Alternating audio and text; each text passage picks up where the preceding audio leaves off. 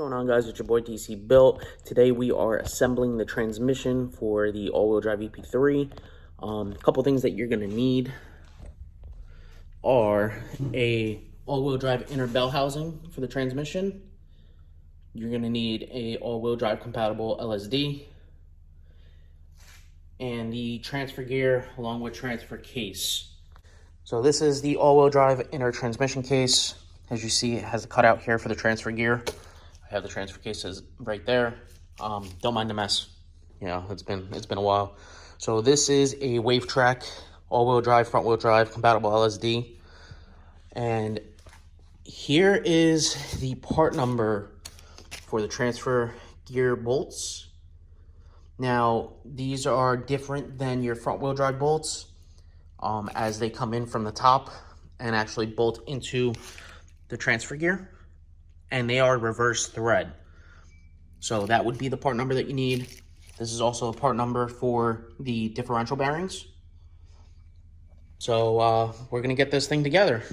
So like I said, the things that you're gonna need is the inner case, transfer gear, bolts, and a compatible all-wheel drive LSD. So let's get to stepping. The biggest difference here between a front-wheel drive an all-wheel drive differential.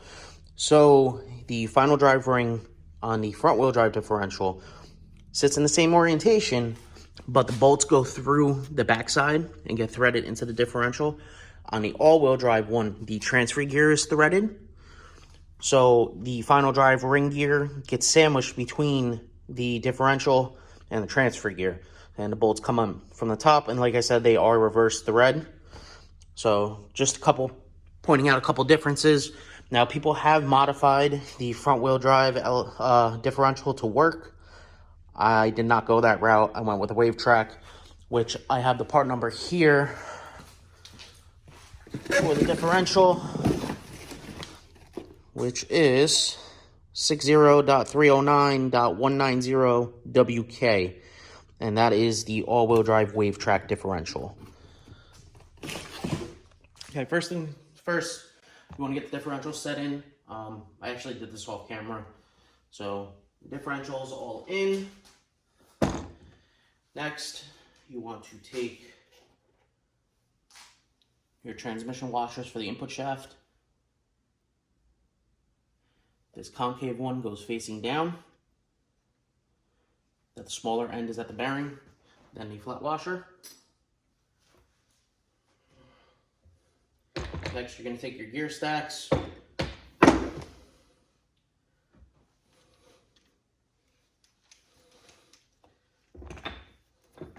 You're going to place them together.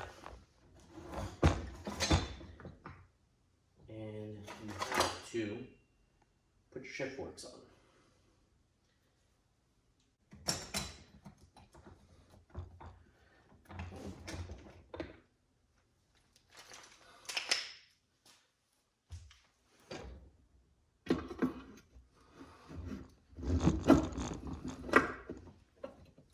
This is what your transmission is going to look like.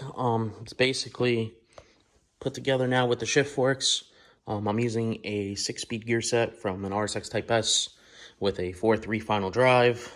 I did upgrade the synchros in this to carbon synchros by Synchrotech. So from this point forward, it's just putting the transmission back together, the outer case, just like how you would on a normal front-wheel drive. But the only difference is the transfer gear, the differential, and the inner case. Everything else is exactly the same.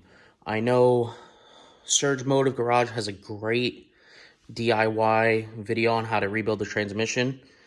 So, yeah, but that's the only parts that you need to convert it to an all-wheel drive. So you need once again, you need the inner case from a CRV. The Element one has a counter-driven speed sensor compared to the CRV one, which has the traditional VSS. You need the all-wheel drive compatible LSD, the transfer gear bolts, and obviously a transfer case.